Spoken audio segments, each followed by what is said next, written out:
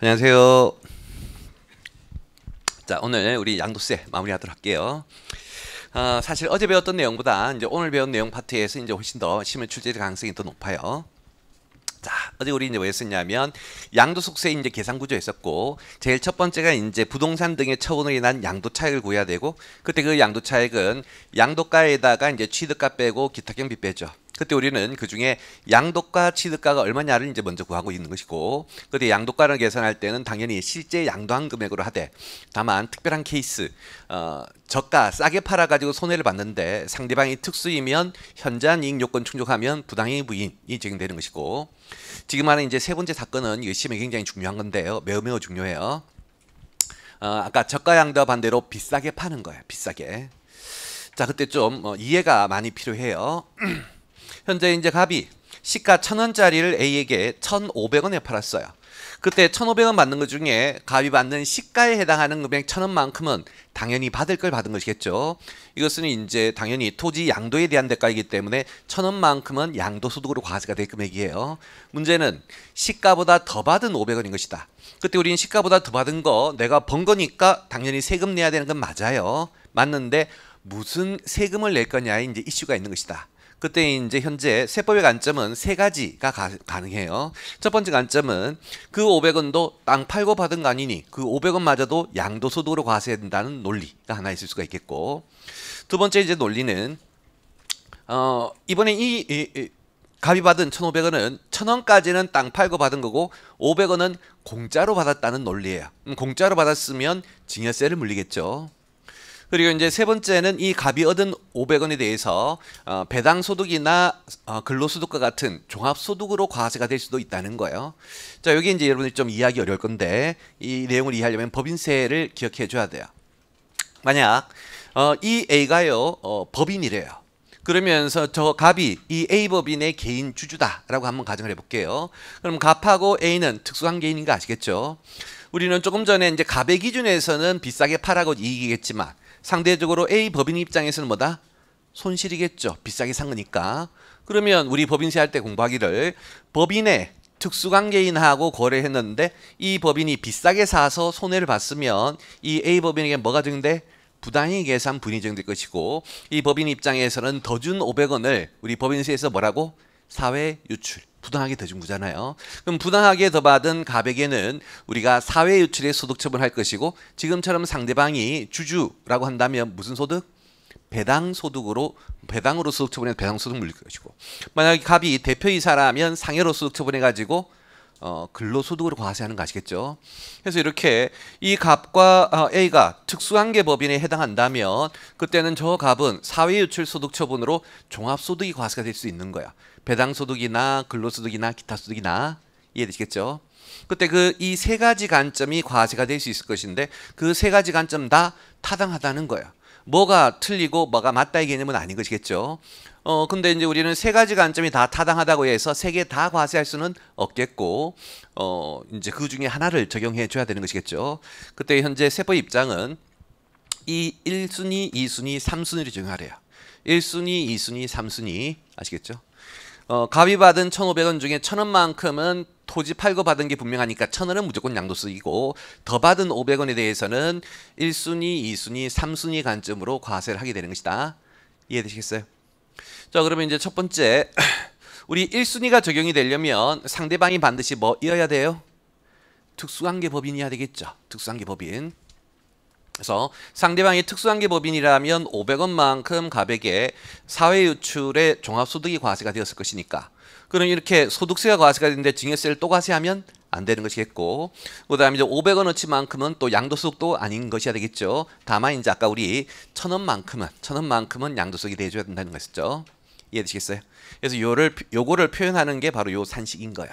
산식 설명해 보면 상대방이 특수한계 법인이라면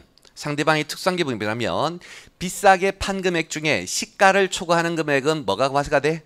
사회유출로 종합소득이 과세가 되니 그 부분은 양도소득으로 과세할 수 없다. 그럼 어디까지만? 시가까지만 양도소득이다라고 하는 거예요. 이해되시겠죠? 그다음 이제 두 번째 케이스. 저놈 상대방 A가 특수한계 법인이 아니래. 특수한계 법인이 아니라는 얘기는 특수 아닌 법인이거나 모든 개인이 이제 들어가는 거예요. 먼저 상대방이 특수 아닌 법인이라면 A가 비싸게 사서 손해를 봤을 때 우리는 A에게 의제기부금을 적용할 것이고, 의제기부금의 소득처분은 배당 상여 등이 아닌 건 아시겠죠? 그렇기 때문에 갑에게 소득세, 종합소득세를 물릴 수가 없겠고, 또한 이 상대방 A가 개인이라면 우리 개인은 사회유출 소득처분 없다 했잖아요. 예전에 우리 소득세에서 사업소득 공부할 때 사업소득에서의 소득처분은 뭐 하나밖에 없다? 유보밖에 없지 사회유출과 기타는 없다 했잖아요. 그러다 보니까 이렇게 특수법인 아닌 경우에는 저 갑에게 사회유출로 종합소득이 과세가 될 여지가 없는 거예요. 그러면 그때는 이제 1순위가 과세가 안 되니까 이제 2순위는 뭐가? 증여세를 물리겠죠. 그때 그 증여세를 얼마만큼 물릴 거냐는 우리 이제 다음 주에 상속세 증여세를 이제 공부해야만 이해를 하고요. 그때 여러분의 상식에서는 선생님, 갑이 공짜로 얻은 이익이 500원이니까 500원만큼 증여세가 부과되면 되지 않습니까? 라고 생각하시는데요. 증여세법을 공부하시면 그 갑이 공짜로 얻은 이익 500원에 대해서 전부 다 증여로 과세하는 건 아니고 뭔가 좀 빼주는 규정이 있어요.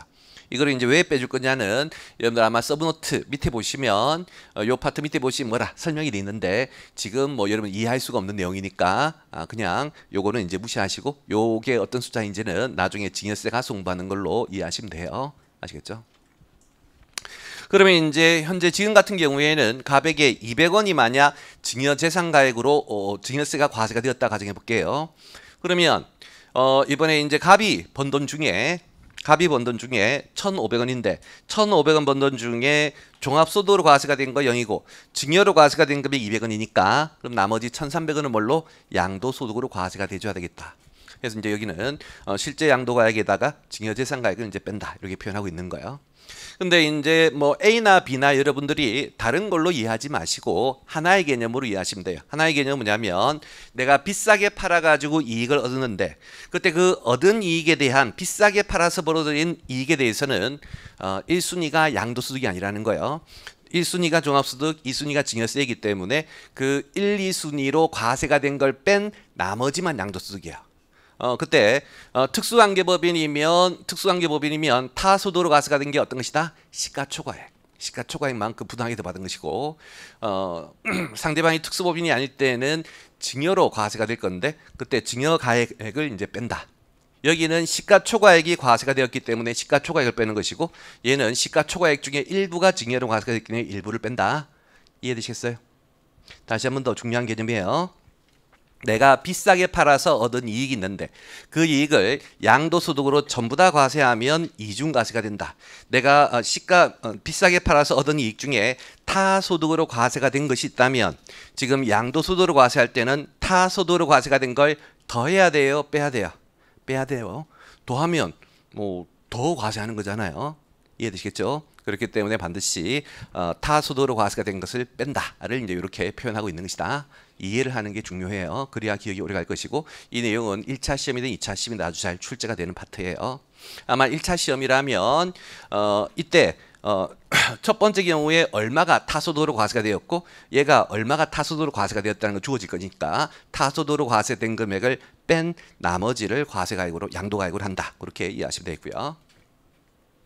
그다음 이제 네 번째는 토지와 건물의 일괄 양도예요.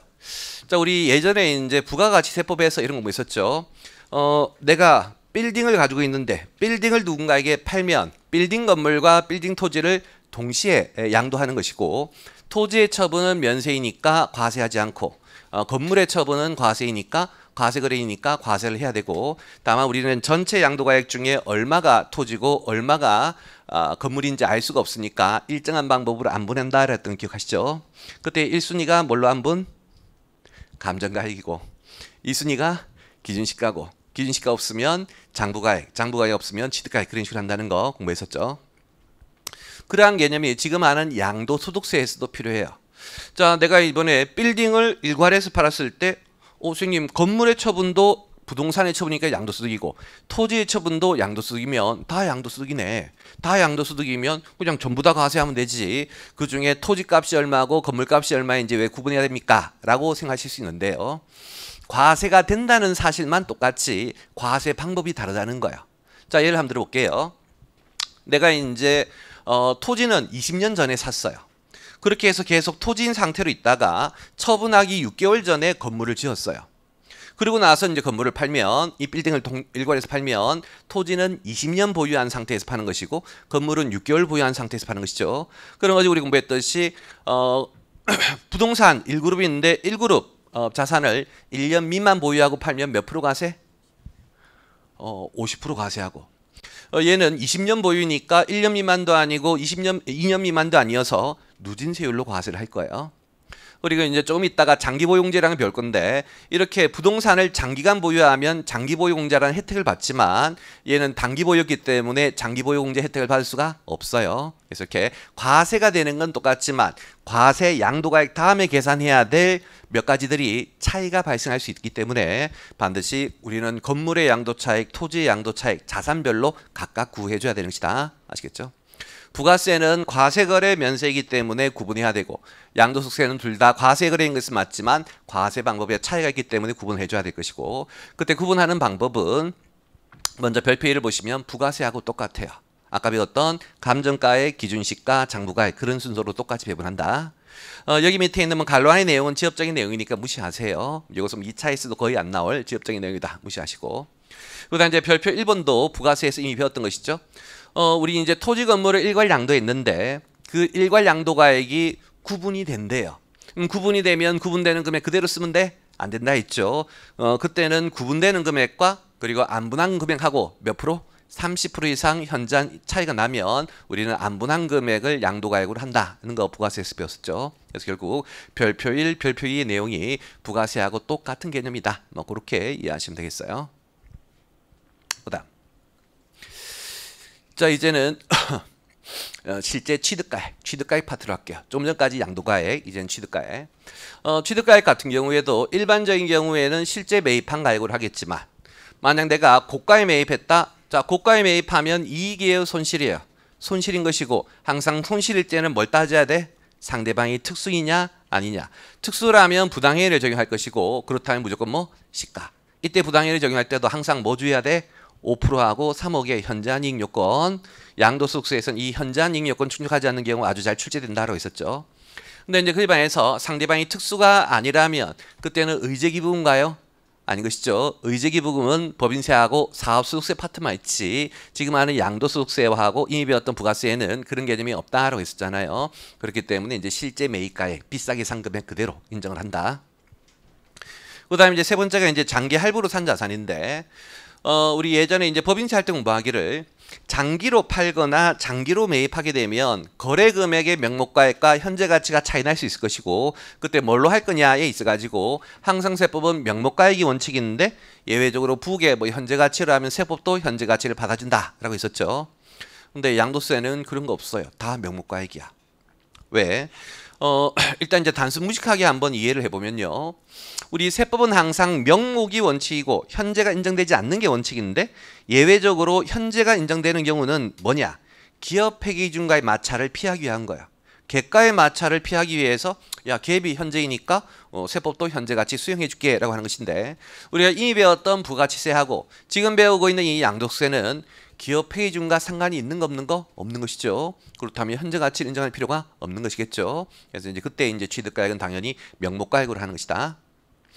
그때 이제 명목가액과 현재 가치를 표현하는 또 다른 문구가 현할차를 포함한 금액은 명목가액이고 현할차를 제외한 금액은 현재 가치다라는 표현 아시겠죠? 그래서 시험의 말문제 장기 할부로 취득했을 때는 현할차를 제외한 금액을 취득가액으로 한다. 맞아 틀려? 틀린 거예요. 현할차를 포함한 금액이 명목가액의 개념이 되는 것이다. 여기까지 이해되시겠죠? 자, 근데 이제 금방 이제 설명했던 건 굉장히 이제 단순 무식한 개념으로 설명을 드린 것이고, 이제는 좀 더 원칙적인 관점, 제대로 된 이해의 관점으로 한번 설명을 해볼게요. 구체적인 이제 사례 한번 들어보면, 자, 나는 이제 이 시점에 건물을 샀어요. 근데 그 건물 대금을 500원, 500원 이렇게 준대. 그렇게 되면 이제 명목가액으로 이제 1,000원을 주는 것인데, 요거 이제 한참 뒤에 주기 때문에 요 놈의 현재 가치가 700원인 것으로 한번 가정을 해볼게요. 여기가 이해되시죠? 자, 그런 상태에서 내가 나중에 1,500원에 팔았다. 그때 양도가액은 1,500원이고 취득가액은 명목으로 하래, 현재로 하래? 명목으로 하라 했죠. 그래서 명목가액이 이제 1,000원을 뺀다는 거. 그래서 양도 차익이 이제 500원인데 이때 왜 이제 1,000원을 해야 될 거냐를 이제 근원적으로 한번 이해를 해보면, 자, 우리 이제 법인세 같은 경우 이런 거였죠. 부계 명목으로 회계 처리하면 텍스도 명목이 되는 것이고, 부계 현재 가치인 700원을 처리하게 되면 세법도 700원. 근데 제가 이제 그때 당시에 설명하기를 자산은 미래 비용이다. 그러면 건물을 1,000원이라고 세법이 인정을 한다는 얘기는 미래의 감가상각비로 송금이 얼마? 1,000원이 되는 것이고, 건물을 현재 가치로 인정하면 미래의 감가상각비로 700원이 송금이 되어서, 그럼 명목일 때는 1,000원의 송금이고 현재일 때는 700원의 송금이어서 순금 인정이 달라지는 거예요. 그래서는 안 된다 했죠. 항상 명목과 현재는 손익으로 인정되는 금액은 끝까지 가면 똑같은 것이고, 중간에 이제 시점의 차이인 것이지 금액의 차이는 아닌 것이다 했죠. 그러면 얘도 1,000원의 송금이 돼야 될 건데 1,000원의 송금이 어떻게 될 거냐면 얘는 틀림없이 나머지 300원을 현할차로 잡았을 것이고, 그 현할차 상각에서 부계 이자 비용 할 것인데 세법도 이 현할차 상각의 이자 비용을 송금을 인정해서 끝까지 가면 세법도 현재 가치 갔을 때 얼마의 송금? 1,000원의 송금이 된다 했죠. 이게 이제 본질인 거야. 우리가 명목으로 바라볼 거냐 현재로 바라볼 거냐는 시점의 차이인 것이지 손금 인정액의 차이가 아닌 거예요. 우리는 이 사건을 명목으로 생각하든 현재로 생각하든 반드시 손금은 얼마가 돼야 돼? 1,000원이 돼줘야 돼요. 그러면 여기 우리 양도차익 계산할 때요, 여기 양도가 취득가 할 때 이 개념을 이렇게 이해하시면 돼요. 양도가액이란 것은 뭐다? 수익의 관점인 것이고, 취득가액이란 건 뭐다? 비용인 거예요. 여러분들이 이제 회계율 원리할 때 배웠던 자산의 금액이 취득가액이다라고 생각하지 마시고 비용의 금액으로 이해해 주시면 돼요. 비용의 금액. 아시겠죠? 나는 이 건물 사기 위해서 총 얼마에 지출했어요? 500, 1,000에 지출했죠. 1,000에 지출했으면 명목으로 바라보든 현재로 바라보든 반드시 얼마의 비용이 돼야 돼요? 1,000원. 내가 지출한 금액이 1,000원이니까. 그래서 이 취득가액을 필요경비로 이해해 주셔야 돼요. 취득가액을 자산의 취득가액 BS 관점으로 이해하지 마시고 양도차익 계산할 때의 취득가액은 비용의 관점이다. 비용의 관점. 이 개념 이해되시겠죠? 그러면 이제 명목이니 현재니 고민할 필요 없이 1,000원 나갔으니까 1,000원이 비용이 되는 거예요. 여기까지 이해되시겠죠? 자, 그럼 이제 이 개념이 이해가 되면 그 다음에 이제 요 4번에 응용이 가능할 거예요. 요 4번. 요 4번도 역시 시험에 1차 시험에 굉장히 잘 나오는 중요한 내용이에요. 3번도 중요, 4번도 중요해요. 매우 중요해요. 자, 먼저 이제 요 사건을 이해하려면 여러분들이 우리 사업소득에서 공부했던 내용을 이해해야 될 것인데, 자, 물어볼게요. 나는 제조업자야. 제조업자하고 공장 건물을 가지고 있대. 제조업 사업자가 공장 건물을 처분하면 사업소득이에요, 양도소득이에요? 양도소득. 예전에 얘기했듯이 어제 문제할 때도 있었잖아요. 우리가 사업소득이 되려면 계속 반복성이 필요하다고. 건물의 처분은 반복이에요, 일시예요? 일시이기 때문에 아무리 제조업 사업자가 공장 건물을 팔더라도 건물의 처분이 이거 뭐다? 양도소득이 사업소득은 아닌 거예요. 여기까지 이해되시죠?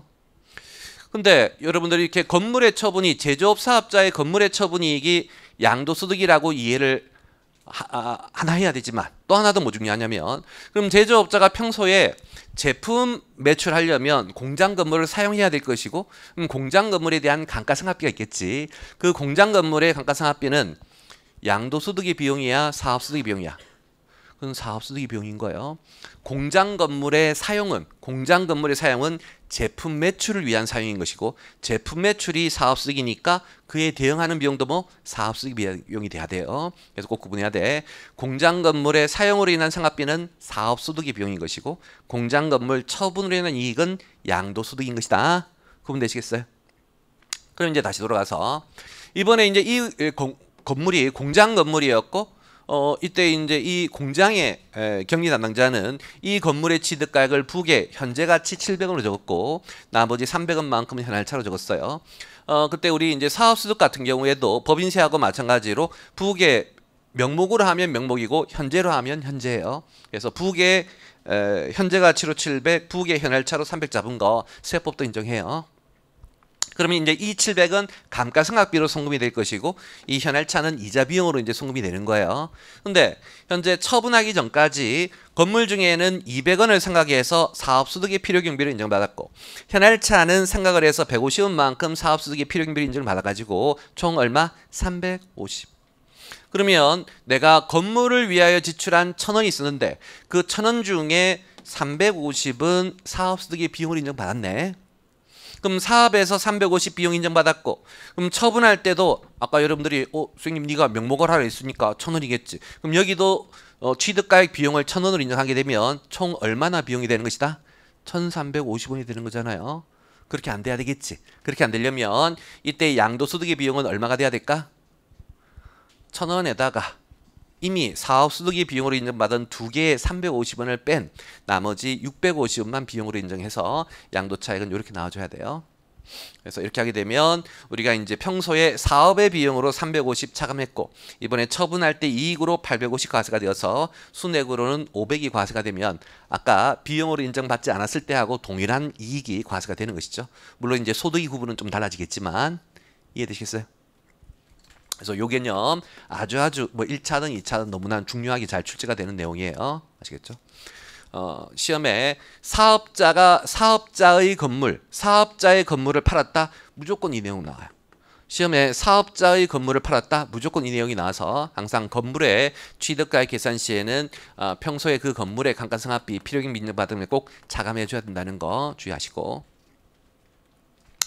그 다음에 이제 동그라미 이제 5번인데, 자, 이 동그라미 5번의 관점은 이미 합병할 때도 제가 한번 강조한 바 있어요. 다시 한번 기억해 볼게요.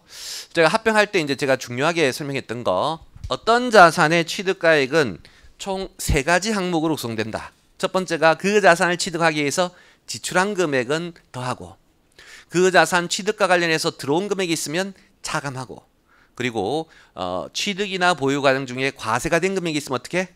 더하고. 기억하시죠? 그럼 이제 그 관점으로 볼게요.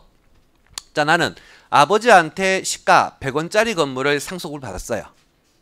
그랬다가 그렇게 상속받은 건물에 대해서 나중에 150원에 처분했대. 그럼 건물 처분했으니까 양도가액 150원일 것이고 취득가액은 얼마가 돼야 될 거냐 있어가지고 100원이 돼야 된다는 거예요. 이유는 내가 아버지한테 건물을 상속받을 때 뭘 냈을까? 아버지한테 건물을 공짜로 취득할 때 뭘 냈을까? 상속세. 증여로 받았으면 증여세를 냈고 상속으로 받으면 상속세 과세가 됐겠죠. 기본적으로 상속세하고 증여세는 시가로 과세하는 게 원칙이에요.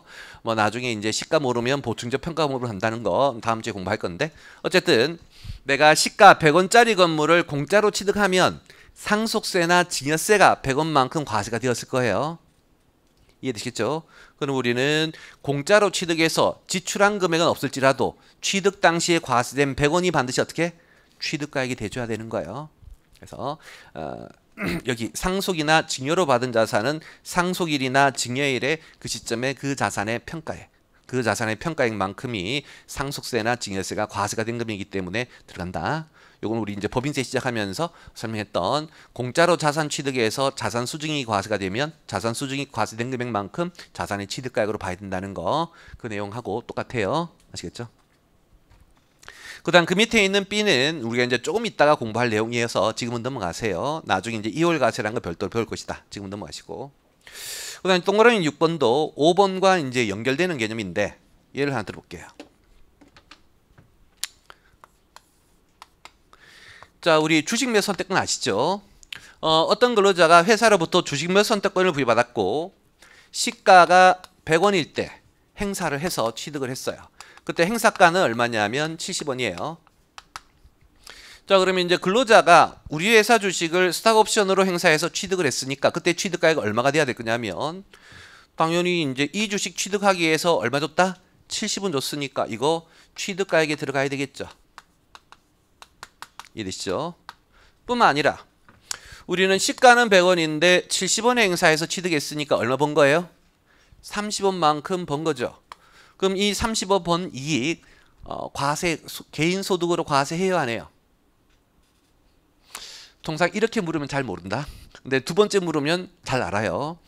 우리 이제 소득세 파트에서 주식 매수 선택권 행사로 얻은 이익은 고용관계가 있고 재직 기간 중 행사해서 이익을 얻으면 근로소득이고 고용관계가 없거나 퇴사 후 행사하게 되면 무슨 소득?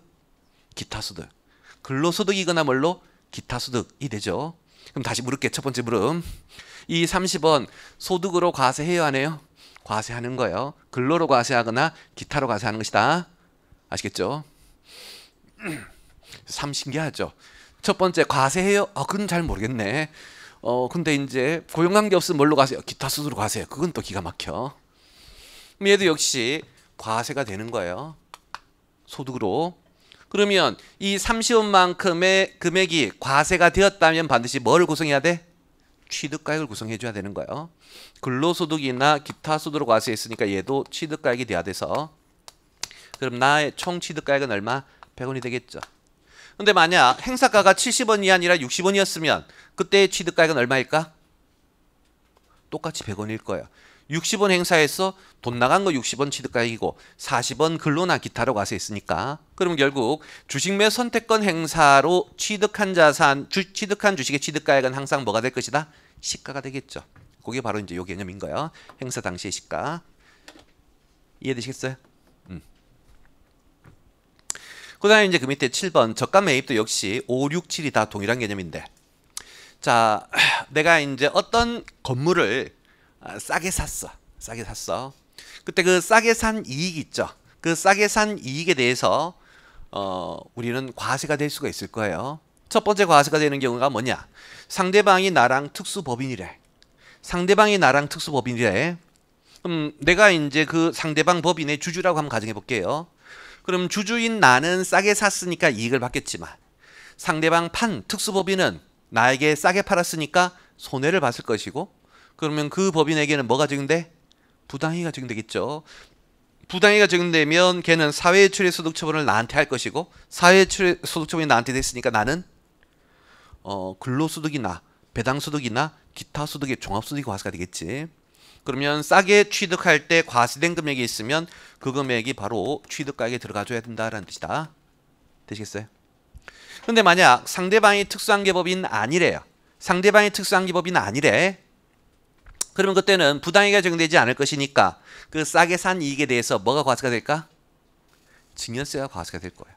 아까 우리 했었잖아. 부동산 뭐 비싸게 팔아서 이익을 얻거나 지금처럼 싸게 사서 이익을 얻을 때 1순위가 종합소득, 2순위가 증여세, 3순위가 양도소득 이런 식으로 했었잖아요. 그래서 고가 양도로 이익을 얻든 저가 매입으로 이익을 얻든 그 관점은 동일하게 적용되는 것이다. 아까는 이제 특수한계법인이면 사회유출로 종합소득이 과세가 되니까 그것만큼 취득가액이 더하는 것이고, 반대로 이제 여기는 특수법인 아닌 경우라면 뭐가 과세가 될 것이다? 증여세가 과세가 될 것이고, 증여세 과세가액을 우리는 증여재산가액이라고 해요. 그래서 그 증여세 과세된 금액을 더해서 취득가액을 구하게 되는 것이다. 이해되시겠어요? 하시겠지? 그래서 고가 양도와 저가 매입은 대응되는 관점인 거야. 고가 양도와 저가 매입은 참고로 살짝 또 좀 더 비교하면 우리가 이제 살 때 과세가 된 금액은 취득가액을 증가해야 되지. 왜 취득가액을 증가해야 된다 했어요? 살 때 과세했으니까. 지금 내가 취득 과정 중에 싸게 산 그 미실현이익을 과세했으니까 처분할 때 또 과세하면 어떻게? 이중과세가 될 것이고, 처분할 때는 이 금액이 과세가 안 되려면 미래의 수익을 감소해야 되겠죠. 그러려면 이게 지금 자산으로 가면 미래 수익이 감소가 되는 거예요. 우리가 자산의 취득가액이 증가하면 그만큼 미래 처분이익이 감소할 거잖아요.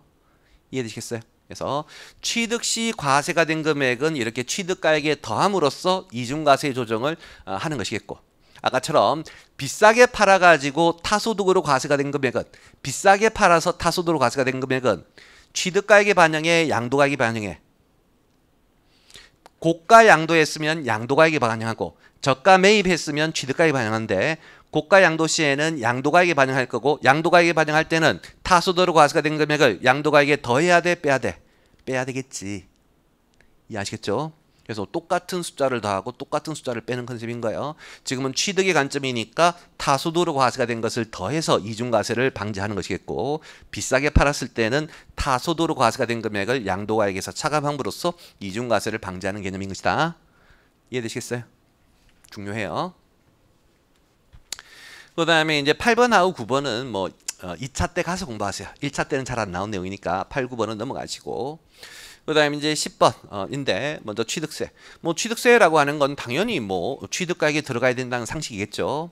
그때 이제 갈로 열고 납부 영수증이 없는 경우에도 취득가액이 포함한다. 이제 뭔 뜻인지 보면, 우리가 이제 부동산 같은 걸 취득을 할 때 취득세를 내야 되는데, 이 취득세는 언제 내느냐? 부동산에 등기를 할 때요. 그래서 내가 이번에 부동산 샀으니까 이제 내 명의로 등기해야지라고 이제 등기할 때 등기소에서는 취득세를 안 내면 등기를 안 해줘요.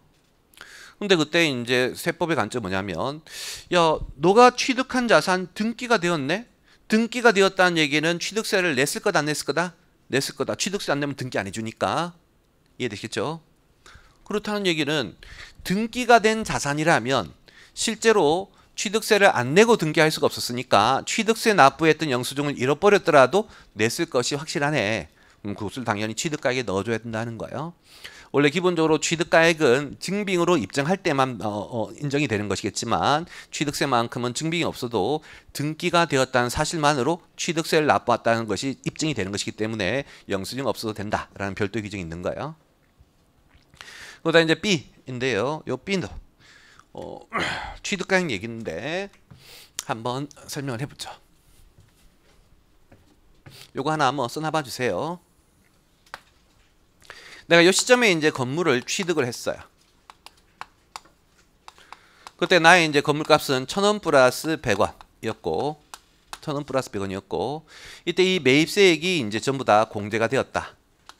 그럼 이 당시에 나의 취득가액은 얼마가 되는 것이다?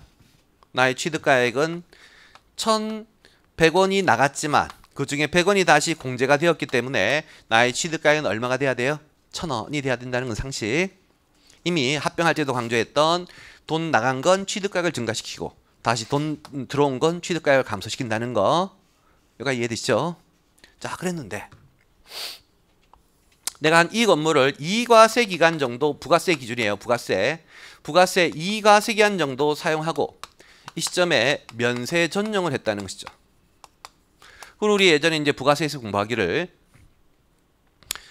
과세 사업을 위해서 사용하겠다고 해서 전액 공제해줬는데 이렇게 면세 사업에 전용하면 그때는 뭐를 적용한다? 공급 의제를 적용하고 공급 의제를 적용한다는 건 옛날에 매입세 공제했던 걸 어떻게 다시 토해내라는 것이겠죠. 그때 얼마만큼 토해낼 것이다? 매출세액은 얼마만큼 토해낼 거냐면 납부할 금액은 당초에 취득가액 1,000원에다가 1 빼기 5% 곱하기 경과된 과세기간 수 이렇게 해서 이제 두 과세기간 사용했으면 몇 프로 사용한 거예요? 10%. 한 과세기간 5%씩이니까 그렇게 되면 900원이 공급가액이 될 것이고 그 900원의 10%인 얼마를 토해내요? 90원을 토해내겠죠. 이해되시겠어요? 여기까지 이해되시죠? 그럼 결과적으로 이때 이 90원이라는 거 어떤 걸 토해낸 거예요? 당초에 공제받던 100원 중에 다시 얼마? 90원을 토해냈네. 그러면 나는 이 부가세 100원이 처음에는 상대방 양도자에게 줬다가 세무서로부터 돌려받았다가 다시 세무서에 얼마 토해냈어? 90원을 토해냈고 그러면 현금 지출한 거예요? 들어온 거야? 지출한 것이니까 더해줘야 되는 것이다. 이해되시겠죠? 그래서 요거를 얘기하는 것이다. 요거. 그래서 여기 보시면 면세 전용이나 폐업시 잔존제와의 공급의제 규정에 의해서 납부한 부가세 있죠. 옛날에 매입세 공제받았던 걸 이러한 공급의제로 지금 토해냈잖아요. 공급의제로 토해냈으니까 토해낸 것만큼 나의 당연히 취득가액이 들어가줘야 되는 거예요. 이해되시겠죠? 매입세액 100원 지출했다가 돌려받았다가 다시 지출하면 당연히 취득가액이 들어가야 될 것이다. 그렇게 이해하시면 될 것이고 밑에 있는 C하고 D는요. 뭐 1차 시험에는 좀 잘 안 나올 지엽적인 내용이고 요 2차 때 가서나 기억을 좀 하도록 할게요. C, D도 당장에는 패스를 좀 할게요. 자, 그럼 일단 여기까지 해서 우리 양도가액, 취득가액 개념 배웠고 교재에 있는 예제 문제 하나 풀어보죠. 729페이지 한번 가보세요. 729페이지.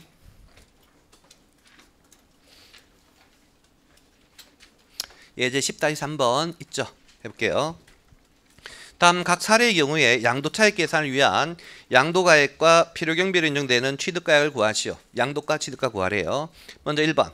갑은 시가가 1억 원인 토지를 자신이 임원으로 근무하는 법인 백두산에게 5억에 팔았다. 그리고 옆에 하나 써주세요. 이제 요렇게만 주어지면 2차용이에요. 이제 1차용이 되려면 그래서 옆에 4억만큼 근로소득으로 과세되었다. 4억만큼 근로소득으로 과세되었다를 하나 써주세요. 자, 뭔 얘기인지 설명을 해보면 자, 우리 백두산 입장에서 한번 봐봐요. 법인 백두산 입장에서 바라보면 자신의 임원 특수겠죠. 그 임원에게 토지 임원이 토지를 팔았으니까 백두산 입장에서는 산 거겠지. 이해되시겠어요? 그래서 시가 1억 원짜리를 5억 원에 샀대요. 백두산 입장에서는 특수에게 시가 1억 원짜리를 5억 원에 샀대. 고가 매입, 저가 매입. 고가 매입이고 고가 매입하면 상대방 특수이니까 부당행위 중에서 4억의 상여의 소득 처분이 있겠죠. 그러면 이 임원은 4억만큼 근로소득으로 과세가 됐을 거예요. 그러면 이 임원은 이번에 총 5억을 받는데 5억 받을 때 이미 4억 원이 뭘로? 근로소득, 종합소득으로 과세가 되었으면 양도소득으로 과세해야 될 것은 얼마? 1억이 돼줘야 되겠죠. 그래서 정답은 1억. 그래서 그렇게 이제 근원적으로 이해를 하셔야 되겠고 최종적인 결론은 특수법인에게 고가 양도하면 양도가액은 시가다 하는 결론 최종적으로 기억해 줘야 되겠다. 두 번째. 거주자 을은 비상장 법인인 서울이 발행한 주식 5천주를 6억 원에 그의 특수관계인인 거주자 B에게 양도했고 양도한 주식 5천주의 시가는 2억이다. 자, 그럼 얘도 이제 똑같은 논리를 보시면 현재 내가 판 주식의 시가 얼마래? 2억이죠. 근데 얼마에 팔았대? 6억이 팔았대. 그러면 얘도 역시 고가 양도죠. 고가 양도. 그러면 나는 이익을 얻은 것이고 상대방 특수관계인인 거주자 B 있죠? 상대방은 어떻게 개인이잖아요. 개인. 이해되시죠? 개인은 나한테 공짜로 얼마 더 준 거예요? 4억을 더 준 것이겠죠. 자, 그럼 물어볼게요. 내가 공짜로 얻은 이익이 4억이 있잖아요. 그 4억에 대해서 뭐가 과세가 돼야 될까? 증여세가 과세가 돼야 되는 거예요. 우리는 이제 자산의 매매 거래로 내가 이익을 얻을 때 1순위는 뭐라고? 종합소득. 2순위는 증여세. 3순위가 양도소득. 기억하시죠? 그러면 이제 나는 시가인 2억 원은 당연히 양도소득이 있지만 2억보다 더 받은 4억은 1순위가 종합소득인데 종합소득이 과세가 되려면 상대방이 뭐 해야 돼? 특수법인이어야 돼요. 지금은 특수법인이에요? 특수개인이에요? 특수개인이기 때문에 나는 증여세를 낼 거예요. 그래서 옆에 하나 쏘세요. 요렇게만 문제 나오면 2차형이고 1차형이라면 증여재산가액 3억 4천이 과세가 되었다. 증여재산가액 고가 양도로 인하여 증여재산가액 3억 4천이 과세가 되었다. 증여재산가액 3억 4천이 과세가 되었다. 라고 이제 써두시고. 자, 이렇게 주어지면 그럼 결국 내가 받은 금액이 총 6억인데 6억 중에 이미 타소득으로 얼마가 과세가 되었대? 3억 4천.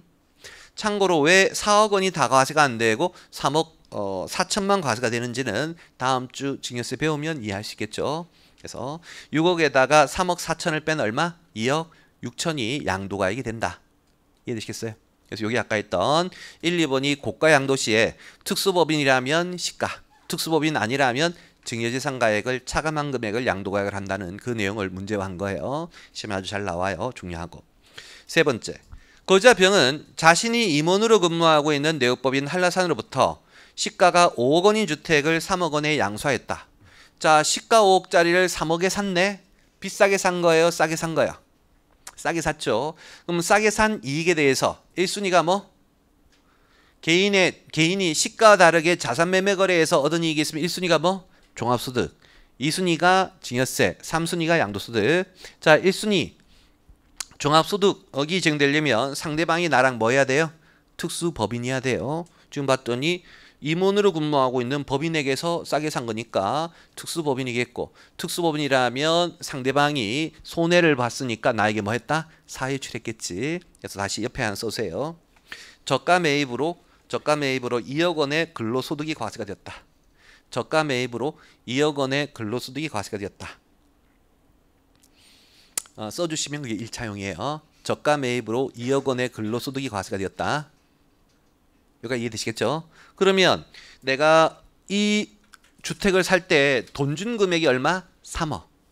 현찰 3억도 나가고 그거하고 별도로 과세가 된 금액도 얼마? 2억이 있으면 나의 취득가액은 5억이 돼줘야 되겠죠. 돈 나간 거에다가 과세된 금액을 더한 게 최종적인 취득가액 5억. 네 번째. 거주자 정은 자신이 근무하는 벤처기업인 한강으로부터 1주당 10만 원에 1000주를 매수할 수 있는 선택권을 부여받아 1주당 시가가 15만 원일 때 선택권을 행사하여 1000주를 취득하였다. 자, 아까 얘기했던 주식 매수 선택권 행사로 취득한 주식이에요. 자, 주식 매수 선택권 행사로 주식을 취득하면 그때의 취득가액은 볼 것도 없이 무조건 뭐다? 시가. 거기 시가가 얼마래요? 15만 원. 15만 원이고 몇 주 샀대? 1000주. 15만 원 1000주 하면 1억 5천 돼요. 15만 원 곱하기 1000주 하면 1억 5천이 취득가액이 되는 것이다. 되시죠? 그 다음에 5번째. 거주한 문은 오피스텔을 장기 할부 조건으로 건설회사로부터 취득하여 부동산 임대업을 영위한 후 양도하였다. 취득 당시 장부에 현할차천을 구분하여 2억 원을 취득가액으로 계산했으며, 자, 이 문제는 이제 이번에 양도한 건물의 취득가액 구하라는 문제인데 얼마에 샀대요? 현할차 1000만 원 구분하여 2억을 취득가액 계산했다 해서 부계는 2억 원으로 잡았는데 우리 세법은 취득가액 명목으로 봐야 돼? 현재로 봐야 돼? 명목으로 봐야 되겠지. 그럼 현재 이 2억은 명목이에요? 현재예요? 현재죠. 현할차 천을 구분하여 라는 표현은 이 2억의 천이 안 들어가 있다는 뜻이에요. 우리는 당연히 들어간 2억 천이 명목가액이니까 이 금액이 취득가액이 돼줘야 되겠죠. 그런데 다시 동오피스텔의 보유기간 중에 부동산 임대업 소득금액 계산할 때, 그래서 내가 이 건물을 부동산 임대업에 사용했기 때문에 건물을 사업에 사용할 때는 감가비하고 현할차 상각의 필요금이 인정받겠죠. 거기 밑에 현할차 상각액 500과 감가상각비로 1400에서 합계 1900을 평소 임대업 사업의 비용으로 인정받았대요. 그럼 어떻게? 양도소득할 때는 그 금액을 빼야 된다라고 했었죠. 우리는 건물 사기 위해서 총 210을 줬으니까 총 210이 비용이 돼야 되는 것은 맞는데 그 총 비용 돼야 될 210 중에 이미 임대업의 사업소득으로 500과 1400이 비용으로 인정받았잖아요. 그럼 양도소득의 비용으로는 또 인정받으면 안 되는 것이다. 이중비용이 되는 것이니까 그 비용을 뺀 나머지 금액 1억 9100이 양도 당시에 건물의 취득가액으로 비용으로 빼줘야 되겠다. 이 뜻인 거예요. 이해되시겠어요? 자, 이렇게 해서 우리 이제 일반적인 양도가액 취득가액 다 설명드렸고, 자, 이제는 기준시가라는 개념 살짝 소개할 건데 서브노트 182쪽이 있어요. 자, 이 기준시가라는 거 이제 왜 있는 건지부터 먼저 한번 설명을 해보면, 자, 어떤 갑이요 이번에 이제 자신의 부동산을 한 10억에 팔았어요. 근데 그대로 양도가액을 10억이라고 제대로 신고하면 양도소득세가 많이 나올 것 같으니까 탈세하고 싶어가지고 실제로는 10억에 팔았지만 1억에 판 걸로 신고를 한 거예요. 그럼 과세관청 입장에서는 이 건물 정확하게 시세가 얼마인지 모르겠지만 한 뭐 8억, 9억, 10억, 한 10억 언저리는 할 것 같은데 얘가 1억 원이나 이렇게 싸게 팔았다는 건 구라친 거네. 야, 너 구라친 거지? 라고 하면 양도자는 무슨 말씀을, 제가 거짓말할 사람이 아닙니다 라고 이제 가짜 계약서 드밀고 가짜 증빙을 드밀 거라는 거예요. 그때 과세관청은 그렇게 계약서 등을 제시하더라도 그게 이제 실제 거래가액이라든지 여러 가지 정황상으로 그 숫자를 인정할 수 없는 경우들이 있다는 거예요. 금방 같은 경우 시세와 너무 다르게 현저하게 싸게 판 경우, 그런 경우에는 이제 여러 가지 증빙 등을 조회해서 이것이 실제 거래가액이 아니라고 생각하면 별도의 실제 거래가액을 구해서 과세를 해야 될 것인데, 과세관청은 이게 1억이 아니란 건 알겠지만 실제로 양도가액이 9억인지 10억인지 11억인지는 모르겠다는 거예요. 아시겠죠? 그러면 이제 1억이 아니라는 건 알지만 실제 거래가액이 얼마인지 모르면 과세 못하는 거예요? 그럴 수는 없겠죠. 그래서 정부는 너네 실제 거래한 숫자가 인정되지 않을 때에는 정부가 생각하는 표준금액으로 과세할게 라는 개념이 필요하다는 것이죠. 그래서 이제 자산별로 정부는 이 자산을 요 정도 금액으로 판단하고 있어 라는 걸 구하고, 그게 바로 기준시가라는 거예요. 기준시가. 그때 그 기준시가는 자산별로 좀 케이스가 다른데, 먼저 토지 같은 경우에는 개별 공시지가를 기준시가로 해요. 참고로 개별 공시지가는 뭐냐면 정부는 1년에 한 번씩 전국에 있는 땅값을 조사해요. 그래가지고 그 금액을 발표를 해요. 그런 것을 이제 우리는 개별 공시가를 하는데, 통상 이 개별 공시가는 실제 시가보다 조금 적어요.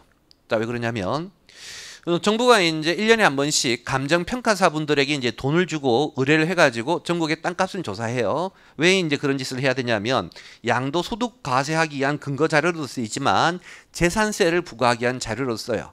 우리가 부동산 가지고 있는 분들은 재산세를 내야 될 것인데 재산세는 기본적으로 부동산의 가격이 부동산에 대해 부동산 보유하면 내는 세금인데 부동산이 비싸면 많이 내고 싸면 적게 내야 될 건데 문제는 이 부동산의 시가가 얼마인지 불분명하다 보니까요. 매년 이제 정부는 이러한 개별 공시가를 이제 계산해서 발표하고 그걸로 이제 과세하는 거예요. 그때 이 모든 이제 사람들은 자신이 가지고 있는 부동산의 가치가 대략 얼마일 거 정도는 예상을 해요.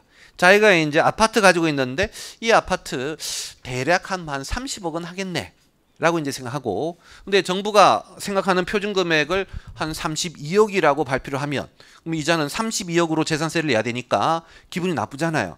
야, 나 우리 아파트 32억까지는 안 가. 이거 조정해줘 라고 이의를 제기한다는 거야. 그런데 이제 정부가 이 아파트 대략 한 30억에서 한 32억은 갈 건데 그대로 발표하면 반발하니까 한 20억이라고 발표하는 거야. 그러면 이제 국민들은 바보 같은 놈 실제는 한 30억 하는데 20억이라고 했네. 그럼 20억으로 재산세 내라면 내줄게. 반발하지 않는 거예요. 근데 문제는 나만 그렇게 나의 부동산만 싸게 발표하는 거예요? 아니죠. 전국에 있는 모든 부동산이 그렇게 싸게 발표하는 거예요. 그래서 실제 시가의 한 80%, 70% 수준으로 정해요.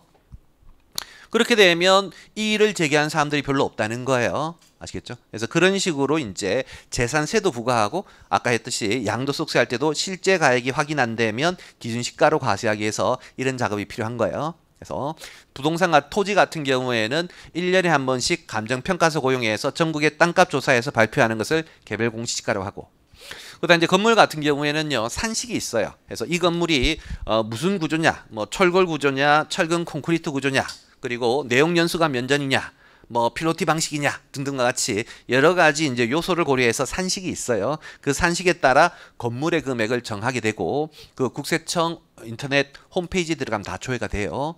그런 것이 이제 국세청 고시가예요. 하고 주택 같은 경우에도 역시 정부에서요 개별 주택 가격은 이제 동네 단독주택 얘기하는 것이고 공동주택 가격은 이제 아파트 얘기하는 거예요. 그래서 역시 정부가 1년에 한 번씩 아파트랑 동네 단독주택이랑 요 정도 금액 하겠지라고 발표해요. 그걸로 이제 하고 그다음 이제 오피스텔하고 이제 상가는 국세청장 지정 지역 내에 있는 경우만큼은 토지와 건물의 일괄 고시가액을 이제 고시하는 게 있어요. 그걸로 하고 일단 여기까지. 그래서 여기까지 해서 이런 것들이 이제 부동산의 기준시가인데 뭐 이 항목들을 달달달달 외우거나 할 필요는 없겠다. 그냥 이제 시험에 통상은 기준시가 이게 부동산 토지의 기준시가 건물의 기준시가라고 주어지지 이 개별공시지가 뭐 고시가 이런 것을 외워야만 풀 수 있게끔 나오지는 않을 거예요. 그래서 그냥 이런 식으로 이제 실무가 이루어진다 정도 설명드리는 것이고 근데 이제 이 상장주식은 별도로 외워주셔야 돼요. 상장주식은 자, 아까 얘기했듯이 부동산의 기준시가는 통상 시가에 근접해요? 시가보다 확 작아요? 시가보다 확 작다 했지. 하지만 상장주식만큼은 그런 컨셉이 아닌 거예요. 상장주식만큼은 이 상장주식의 양도일 전 1개월간의 종가평균 그래서 내가 지금 상장주식을 지금 팔았다면 지금으로부터 1개월 전에 1개월 전까지 한 달치의 거래 내역 있잖아요. 얘 이제 금액들을 평균으로 나눈 금액을 기준시가로 해요. 취득일도 마찬가지, 취득가액도 마찬가지고 그렇게 하면 이 상장주식의 시가는 상장주식의 기준시가는 실제 시가에 근접한 거예요? 차이 나는 거예요? 근접한 거죠. 평균의 개념 한 달치 최근 한 달치의 이제 종가를 평균한 금액인 것이니까 이해되시겠죠? 그래서 완전히 좀 컨셉이 달라요. 그다음 이제 비상장 주식 같은 경우에 이제 굉장히 좀 복잡한 내용이 있는데 이것도 역시 예전에 회계사 1차 시험에 말문제를 한번 나왔는데요. 또 나올 것 같지 않다. 너무나 지엽적인 내용이니까 과감하게 포기. 아시겠죠? 신탁 수익권 뭐 별로 안 중요하니까 됐고 그래서 요 정도 요런 것들이 기준시가다라고 이해해 주시고 이 기준시가는 이미 앞에서 여러 번 얘기했죠. 어제도 살짝 얘기했던 우리 소득세 부동산 임대업 소득에서 보시면 1주택 소유하면 임대료 비과세인데 다만 고가주택이라면 과세라며 그때 그 고가주택은 12억 기준인데 임대업의 고가주택 12억은 무슨 기준? 기준시가 바로 요거 얘기하는 거예요. 아시겠죠? 그리고 부가세 할 때도 우리 이제 아까 일괄 양도하면 1순위 감정가액 2순위 뭐? 기준시가 그 기준시가가 바로 이 기준시가인 것이다. 아시겠죠? 이제 지금 배운 것이고. 자, 그럼 이제 우리에게 중요한 건 요거예요. 181쪽으로 돌아가서.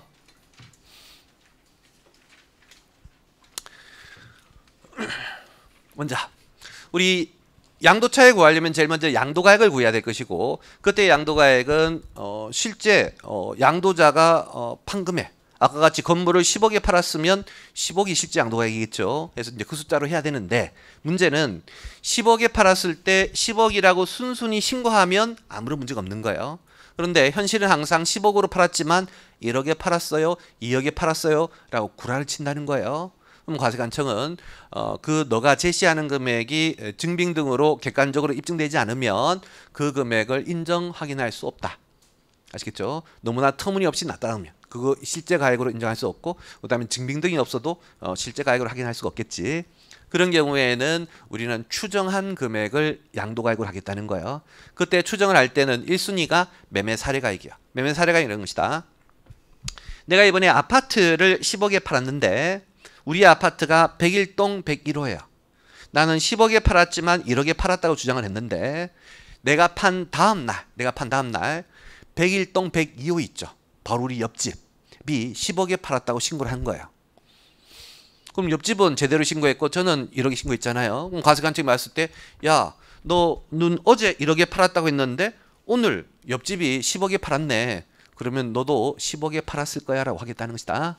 그게 바로 매매 사례가액이에요. 그래서 나의 자산과 유사한 자산의 매매가 된 가액이 있으면 그 금액을 너의 양도가액으로 할게. 또 근데 만약 옆집이 판 적이 없대요. 옆집이 판 적이 없으면 그때는 감정가액으로 한다. 감정가액은 뭐냐면 내가 이제 이 아파트를 팔기 전에 얼마에 팔면 될지 감정평가사한테 감정을 의뢰했더니 한 10억이었대. 그래서 그럼 난 10억에 팔면 되겠구나 해서 10억에 팔았는데 실제로 세무서에 신고할 때 1억이라고 신고한 것이겠죠. 그때 과세관청은, 야, 너가 1억에 팔기 전에 전날 감정했는데 감정가액 10억이었잖니. 너 1억에 팔았다는 거 구라다. 10억으로 보겠다가 감정가액인 거예요. 그런데 이자가 그렇게 이제 10억에 팔면서 10억에 팔아놓고 1억으로 신고할 때 이렇게 과세가 될 수 있다는 걸 통상 알아요. 그러면 이제 이자는 옆집 너 팔면 죽인다. 나 가소신고해야 되기 때문에 옆집 팔지 마. 칼 들고 맞고, 그리고 감정평가사한테 감정도 안 하는 거예요. 그럼 이렇게 매매 사례가액도 없고 감정가액도 없으면 그때는 과세관청이 과세할 수 있는 객관적인 숫자가 없잖아요. 그럴 때는 어떻게 한다? 아까 우리가 좀 전에 배웠던 기준시가로 양도가액을 정한다. 이 개념인 거예요. 이해되시겠죠? 근데 이제 하나 주의할 건, 이 앞에 세 개의 숫자는요, 먼저 실제 양도가액이다. 10억에 팔았다고 신고했으면 910억인 것이겠죠. 그 다음에 옆집이 1억에 팔았다고 신고했지만 옆집이 10억이면 10억인 것이겠고, 전날 감정했으면 10억인 것이겠죠. 이 앞에 세 개의 숫자는 지금의 그 자산의 실제 가치에 근접한 숫자예요. 하지만 이 기준시가라는 것은 통상 내가 실제로 10억에 판 아파트라면 정부가 발표한 주택의 기준시가는 아마 한 8억, 7억 정도가 될 거예요. 굉장히 적잖아요. 굉장히 적으니까 그럼 선생님 구라치면 세금 적게 낼 수 있겠네요 라고 생각할 여지가 있는데요. 그런 건 아니야. 정부의 입장은 이런 거예요. 너가 양도가액을 기준시가로 했네? 그러면 기준시가로 양도가액 했다는 건 실제 시가보다 조금 적은 숫자가 양도가액이니까 이제 비용, 취득가액 비용을 빼줄 건데, 너가 실제 취득한 금액이 우리는 얼마인지 알더라도 무시하고 취득 시점에 그 당시에 정부가 발표한 기준시가를 할게. 그럼 취득가액도 실제 취득가액보다 훨씬 더, 이 기준시가도 실제 취득가액보다 훨씬 더 적겠지. 아시겠죠? 그래서 이렇게 수익을 기준시가로 적게 과세하면 비용도 기준시가로 적게 빼주겠다라고 하는 거예요. 개념 이해되시겠어요? 수익을 기준시가로 해서 수익을 적게 하면 비용도 기준시가로 해서 적게 빼줄게. 해서 대응. 근데 그에 반해서 양도가액을 이 앞에 세 개의 숫자로 했으면 양도가액이 시가면 취득가액도 뭐 시가적 개념이 와야 되겠죠. 그때 시가적 개념으로 우리는 취득가액 네 가지 인정해요. 첫 번째가 실제 취득가액. 그래서 이제 실제 취득가액이 이제 입증이 되면 그걸로 하고, 그게 이제 아마 그 당시 시가에 매입했겠지라는 관점. 근데 이제 우리가 이번에 판 아파트가 30년 전에 매입한 아파트예요. 그럼 30년 전에 매매 계약서 잊어버렸을 수가 있겠죠. 그러면 이제 실제 취득가액 입증할 수가 없는 문제가 생기니까 그럴 때에는 너가 매입할 당시에 옆집의 매입가액이 얼마냐? 매매 사례가액. 그다음에 옆집 거래한 적 없으면 그다음 뭘로 그 매입할 당시에 그 아파트 감정한 금액으로 할게. 근데 이제 만약 이것도 없을 수가 있겠죠. 실제 취득가액도 계약서 없어서 모르고 옆집도 안 팔았고 감정한 바도 없대요. 그러면 취득가액 기준시가로 가요? 그래서는 안 되겠다는 거예요. 왜? 우린 양도가액은 시가로 제대로 과세하는데 취득가액을 이거 모른다고 해서 기준시가로 해버리면 수익은 제대로고 비용은 과소하게 잡히는 거잖아요. 그럼 세금 많이 내게 되겠지. 그때는 그런 문제를 피하기 위해서 감정가액마저도 모르면 뭘로 한다? 환산취득가로 한다는 거예요. 이 환산취득가는 이제 어떻게 구하는 개념이냐면, 자, 가정하기를 우리 이제 실제 양도가액은 1,000원. 이어서 이제 실제 양도가액이 있대. 근데 취득가액은 내가 30년 전에 취득했기 때문에 계약서를 잊어버려서 이 금액이 얼마인지 모른대요. 하지만 이제 기준시가라고 하는 건 매년 정부가 발표하는 것이기 때문에 지금의 기준시가도 알고 옛날 30년 전의 기준시가도 항상 알아요. 그럼 봤더니 지금의 기준시가는 800원인데 취득 당시 기준시가가 400원이면 지금 대비 몇 프로밖에 안 돼요? 50%밖에 안 되죠. 그럼 지금 실제 가액 대비 취득 가액은 얼마라고 생각하시면 되겠다? 50%인 500원이라고 생각하시면 되겠지. 그래서 환산 취득 가액이란 이 양도시 기준시가분의 취득시 기준시가에서 기준시가의 비율로 환산하여 계산하겠다라는 뜻인 거야. 취득가액을 기준시가의 비율, 양도 시점의 지금의 기준시가 대비 과거 취득 시점의 기준시가의 비율. 지금이 800인데 취득시에 400이면 몇 프로예요? 50%밖에 안 됐죠. 그러면 실제 양도가액에 대해서도 50%만 취득가액으로 볼게. 이게 이제 바로 환산 취득가인 거예요. 기준시가 비율로 환산해서 계산 취득가액. 되시겠죠? 자, 그러면 이제 금방 했던 이 개념 한번 연습을 해볼게요. 요거부터 먼저 해야 되겠네. 죄송해요. 자, 금방 했던 이제 이 금액 계산할 때 마저 주의할 거. 먼저 주식 같은 경우에는요, 감정가액을 절대로 못 쓴다. 이 개념은 우리 법인세 할 때도 한번 냈었는데, 우리 예전에 공부하기를 법인세에서 시가란 제3자와 반복적 일반적 가격으로 하되, 반복적 일반적 가격이 없으면 그다음 뭘로 하래? 감정가액으로 하되. 그때 그 감정가액은 절대로 주식은 안 된다라고 했던 거 기억하시죠? 왜? 주식은요, 감정평가사분들이 감정할 수 없어요. 감정평가사분들이 감정을 잘 하는 건 주로 이제 부동산인 것이지, 주식이 감정으로 나올 수 있는 건 아니죠. 주식은, 주식 가치는 여러분들이 지금 배우고 있는 재무관리의 여러 가지 복잡한 기법을 통해서 기업 가치가 나오는 거예요. 그렇기 때문에 주식은 감정가액을 시가로 쓸 수 없는 개념인 것이다. 그래서 그러한 관점은 여기 양도소득세에서 마찬가지인 거예요. 자, 근데 이제 주의할 게 매매 사례가액 있죠. 매매 사례액은 우리 이제 감정가액은 상장 주식이든 비상장 주식이든 다 감정가액이 안 되지만, 매매 사례가액은 상장 주식에 한해서는 시가를 쓸 수가 없겠고, 비상장 주식은 매매 사례가액을 시가로 쓸 수가 있어요. 자, 왜 그런지의 개념에 대해서 한번 설명을 해볼게요. 자, 우리가 이제 상장 주식을 처분했을 때 양도소득으로 과세가 되는 건 소액주주일까 대주주일까? 어디 배웠었죠? 소액주주들은 상장 주식 팔아도 세금 안 낸다며. 물론 장내에서 판다는 걸 전제하고. 하지만 대주주는 장내에서 팔더라도 세금을 낸다는 거 아시죠? 그리고 통상 대주주들은 워낙 주식이 대량으로 소유하고 있기 때문에 장내에서 팔기보다는 장외에서 별도의 매매 계약으로 팔아요. 그때 이제 어떤 대주주가 이번에 자신이 가지고 있는 주식을 한 500억치 팔 건데 양도세를 적게 내고 싶어. 그래서 실제로는 500억에 팔지만 세무서에 신고할 때는 200억에 판 걸로 허위 신고하고 싶은 거예요. 여기가 이해되시겠죠? 근데 이제 그냥 200억에 팔았다라고 하면 과세관청이 안 믿기니까 어떤 작업을 할 거냐? 자기가 파는 시점에 자기가 대주주니까 자기네 회사의 정보를 가장 많이 알고 있겠고, 시장에다가 헛소문을 흘려. 야, 우리 회사 조만간 망할 거야. 이런 식으로 헛소문을 흘리면 내가 오늘 팔 건데, 오늘 뭐 6월 29일 날 팔 건데, 오늘 팔기 전에 오늘 팔 건데 오늘 파는 시점에 시장에다가 이미 이제 상대방이 500억 팔기로 계약을 해놓고 시장에다가 헛소문을 흘려가지고 주식의 시가가 확 떨어지게 하는 거야.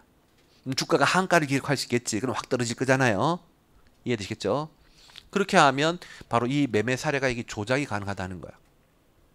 매매 사례가액이란 나의 자산과 유사한 자산이 거래된 금액인데 상장 주식은 매일같이 매매 사례가액이 있어요. 주식시장에서 거래가 되니까.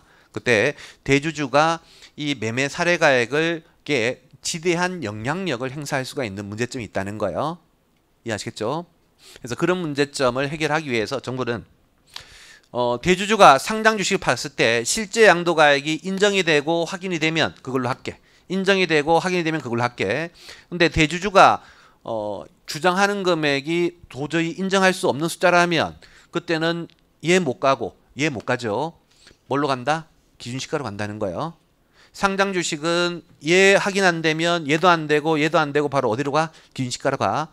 그때 상장 주식 기준시가는 시가에 근접한 숫자예요. 시가와 많이 차이 나는 숫자예요. 시가에 근접한 숫자였어. 아까 상장 주식 기준시가는 어떻게 구하래? 여러분들 서브노트 182쪽 가보세요. 서브노트 182쪽에 상장 주식 기준시가는 양도일 전 1개월간의 종가 평균에서요. 아까 제가 상장 주식의 기준시가만큼은 시가에 근접한 숫자다라고 했잖아요. 매매 사례가액은 하루치 거래가액인 것이고 상장 주식 기준시가는 한 달치 거래가액의 평균인 거예요. 그러면 어느 게 조작이 어렵겠어? 한 달치가. 하루치는 쉽게 조작이 가능하지만 그렇기 때문에 상장 주식의 기준시가는 굉장히 신뢰할 수 있는 숫자예요. 상장 주식의 기준시가는 굉장히 신뢰할 수 있는 숫자니까 굳이 조작이 쉬운 매매 사례가액을 쓸 필요가 없다라고 하는 거예요. 이해되시겠죠?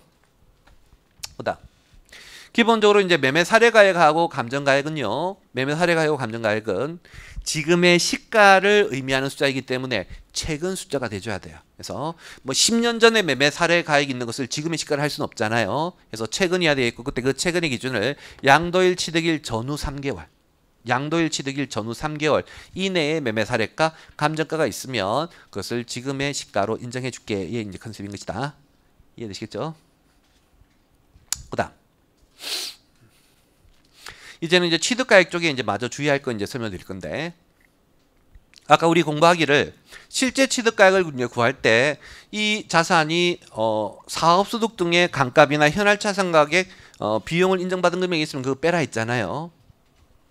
그러한 개념은 여기 매매 사례가 감정가 환산 취득가 기준시가 할 때도 마찬가지라는 거예요. 자 여기 있는 매매 사례가부터 기준시가는 실제 숫자예요, 추정한 숫자예요. 추정한. 그래서 추계 숫자예요. 추계 취득가액인데 우린 추계 취득가액 할 때도 과거에 감가비 등이 확인된 거 있으면 빼는 것이다. 그러면 논리적으로 하면 감가비 빼니까 동시에 뭐도 빼야 돼요? 현할차상 가격의 이자 비용도 인정받은 거 있으면 빼야 되겠지. 근데 그거를 빼라는 규정은 없어요. 아시겠죠? 좀 논리적이지 않은 파트. 그래서 요게 이제 빼야 된다는 게 중요한 것이지 현할차상 가격 이자용을 별도로 차감하는 규정이 없다는 게 중요한 건 아닌 거예요. 되시겠어요? 그다음 이제는 금방 했던 이 추계 취득가액, 추계 양도가액, 추계 취득가액 산정에 적용을 한번 해볼게요. 자 가정하기를 내가 이번에 판 게 토지래요. 토지. 자 토지를 팔았는데 내가 토지의 실제 양도가액은 과세관청에서 인정을 못 받았어. 하지만 토지의 매매 사례가액은 있더래. 그리고 이제 감정가액 없고 기준시가 있더래요. 그럼 토지의 양도가액은 뭘로 정하는 것이다? 매매 사례가로 하겠지. 이거 이해되시죠? 그 다음에 토지의 취득가액은 뭘로 해야 될까? 자, 얘 알고, 얘 알고, 얘 모르고, 얘 알고 이렇게 된대요. 자, 그러면 토지의 양도가액을 매매 사례가로 했으면 토지의 취득가액은 요걸로 해야 돼, 요걸로 해야 돼. 요걸로 해야 되는 거예요. 그래서 주의할 건 이 화살표를 잘 따라가 보세요. 우리는 양도가액은 얘 이렇게 가잖아요. 그때 앞에 세 개 중에 하나로 했다면 이게 무슨 컨셉이라고? 시가에 해당하는 컨셉이라고. 그러면 양도가액을 시가로 했으면 취득가액도 뭘로? 시가적 개념으로 해야 될 것인데 취득가액의 시가적 개념은 어디에서부터 출발하고 있어요? 여기가 1순위인 것이다. 그래서 여러분들 오해하시면 될 건 토지의 양도가액을 매매 사례가액으로 했다고 해서 토지의 취득가액도 토지의 매매 사례가액이다 이렇게 되는 건 아닌 거예요.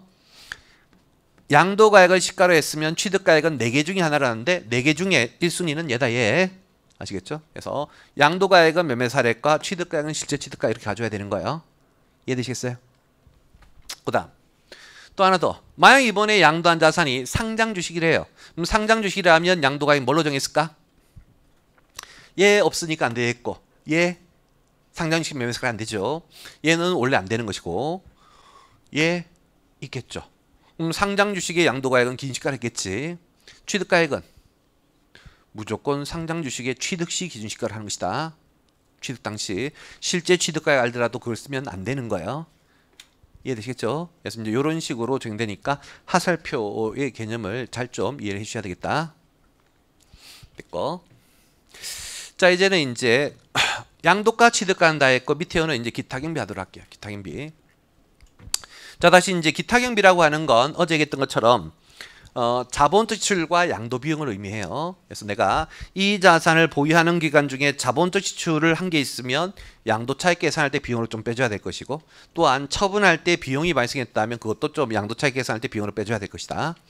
그때 여러분이 가져야 될 개념은 아까도 얘기했지만 이 취득가액을 자산의 관점, BS의 관점으로 이해하지 말고 IS의 뭐 비용이라고 이해하라 했죠. 얘도 비용인 거예요. 그때 얘가 주된 경비, 얘가 기타 경비. 얘가 주경비, 얘가 기타 경비. 이해되시죠? 그때 세부 입장은 주된 경비를 실제 취득가액, 실제 비용으로 갔다 하면 여기 오는 기타 경비도 실제 자본적, 실제 양도 비용을 써라.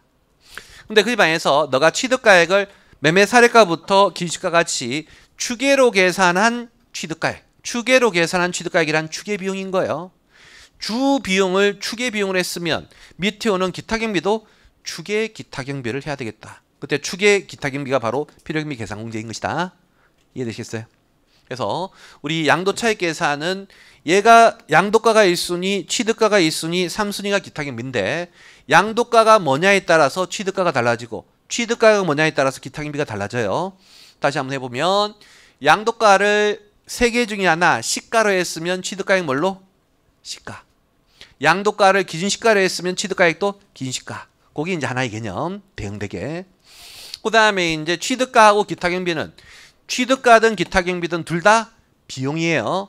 취득가액은 주된 비용, 기타 경비는 말 그대로 기타의 비용. 그때 주된 경비를 실제 비용으로 갔으면, 실제 숫자로 갔으면 기타 경비도 실제 숫자로 가는 것이고, 주된 경비를 추정한 숫자로 갔으면 밑에 오는 기타 경비도 실제 비용으로 가면 안 되고 추계 비용으로 가져야 되는 것이다. 구분되시겠어요? 자, 그럼 그때 이제 자본적 양도 비용이 뭐냐? 보통 물고 할 건데. 그때 이제 자본적 지출은 법의 사례 등계 뭐 1번부터 5번까지인데 1차 시험에는 이 구체적인 항목들을 외워서 풀게끔 나오지는 않고 자본적 지출이 있었다, 없었다. 그러면 주어질 거니까 자본적 지출에 해당하는 항목들은 한번 읽어보고 그냥 넘어가시면 되겠어요. 그 다음에 이제 서브노트 183쪽에 별표 1번 가보시면 우리 이제 자본 지출과 양도 비용은 반드시 증빙으로 입증을 할 때만 빼주는 것인데, 그때 이제 적격 증명 서류가 있다든지 혹은 적격 증명 서류 없다면 실제 지출 사실이 이제 금융거래 증명 서류 확인되는 경우에 한정한다. 그래서 꼭 증빙이 있어야만 된다. 이 관점으로 이해하시면 되겠고, 그 다음에 이제 양도 비용인데 다시 앞에 돌아서 양도 비용. 자, 그때 양도 비용에 해당하는 1, 2번 항목은 좀 외워 주셔야 되겠다. 서브노트 182쪽. 됐어요? 됐죠? 자, 양도 비용이 이제 첫 번째가 이제 증권거래세인데, 이게 뭐냐면 우리 이제 주식을 팔잖아요. 그럼 주식 팔면 처분가액의 한 0. 몇 % 정도 증권거래세 하는 세금을 내야 돼요. 그럼 주식 처분할 때 항상 늘상 내는 세금이니까 이것도 이제 양도 비용으로 인정해서 빼줄게. 그 다음에 이제 신고서 작성 비용, 계약서 작성 비용. 우리가 부동산을 팔면 양도소득세를 내야 될 건데 본인이 스스로 세무서에 신고할 수 없으니까 회계사, 세무사들에게 의뢰해서 신고 대리해 주죠. 그때 이제 신고 대리 비용. 계약서, 우리 이제 부동산 매매 계약을 하면 통상 공인중개사분들을 통하는 게 일반적이고 그분들이 이제 계약서 작성해 주기 때문에 수수료 내야 되죠. 그래서 부동산 중개 수수료 정도의 개념. 그 다음에 이제 명도 비용은 뭐냐면 내가 이제 이 건물이 상가 건물인데 상가 건물에 현재 임차인이 있어요. 근데 이번에 매수자는 야, 나는 그 건물 사자마자 내가 직접 사용하고 싶다. 너가 임차인을 내보내면 내가 그 건물 살게 라고 하는 것이죠. 그래서 나는 임차인한테 야, 임차인 사장님 죄송한데요. 제가 이번에 이 건물 팔아야 돼서 가게 좀 나가주세요. 원래는 계약 기간 한 2년 남았지만 2년 미리 나가는 대가로 한 1,000만 원 드릴게. 이런 게 바로 명도 비용이야.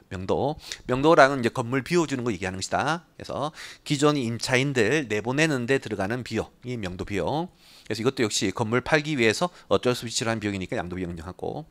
그다음에 동그라미 2번은 뭐냐면 내가 이번에 이제 건물을 처분을 하는데 나는 이 건물을 옛날에 취득할 때 채권을 살 수밖에 없죠. 우리 이제 법인세 할 때도 이미 설명했던 내가 토지나 건물의 부동산을 취득할 때는 반드시 국가에서 발행하는 채권을 액면가액에 살 수밖에 없어요. 근데 그렇게 산 채권을 통상 내가 끝까지 만기 20년까지 보유하느냐 라기보다는 그냥 액면가액인 100원에 사가지고 그 미래에 받을 돈을 현재 가치로 할인하면 한 80원 정도 된다면 100원의 액면가액에 산 다음에 시가 현재 가치인 80원에 바로 은행에 팔아버린 게 일반적이에요. 그럼 실제로는 100원에 샀다가 80원에 파니까 얼마만 손해예요? 20원만 손실인 것이겠죠. 그러한 이제 채권의 처분 손실 있잖아요. 부동산 취득 과정에서 발생한 채권의 처분 손실은 사실 우리 회계학적인 마인드로 본다면 양도 비용이에요, 취득가액이에요? 취득가액이죠. 그런데 현재 이 동네에서는 취득가액에 집어넣지 말고 양도 비용으로 넣으라는 거예요. 취득 시 발생한 채권의 처분 손실. 이해가 되시겠죠? 뭐 취득가액으로 빼나 양도 비용으로 빼나 어차피 빼는 것 똑같으니까. 근데 이제 주의할 건 갈로 안의 문장이에요. 갈로 안의 내용은 이제 뭐냐면 우리가 이렇게 이제 채권을 은행에다 팔면 은행에서는 저희 은행이 요거 액면가액 100원짜리를 80원에 샀어요. 그래서 네가 20원 손해봤어요 라는 거래 내역서를 줘요. 그리고 그 거래 내역서를 정부에 제출하면 그래 너 20원 비용 손해본 거 맞네. 비용으로 빼줄게. 이렇게 될 수가 있는데 문제는 내가 꼭 채권을 은행에 팔라는 법은 없는 것이다. 다른 개인에게 다른 사채업자에게 팔 수도 있는 거예요. 그렇게 해가지고 세무서에다가 요 채권 100원에 샀는데요. 은행 말고 다른 놈에게 70원에 팔아가지고 30원 손해났어요. 30원 비용으로 빼주세요라고 하면 정부 당국에서는 야 은행에 팔지 왜 딴 놈한테 팔았니? 야 은행에 팔았으면 20원밖에 손실이 없는데 너는 딴 놈한테 팔아서 30원의 손실이 났네. 그 30원 손실 났다는 거 다른 어떤 사람이 거래 내역서 준 걸 건데 그 거래 내역서 믿을 수가 없어.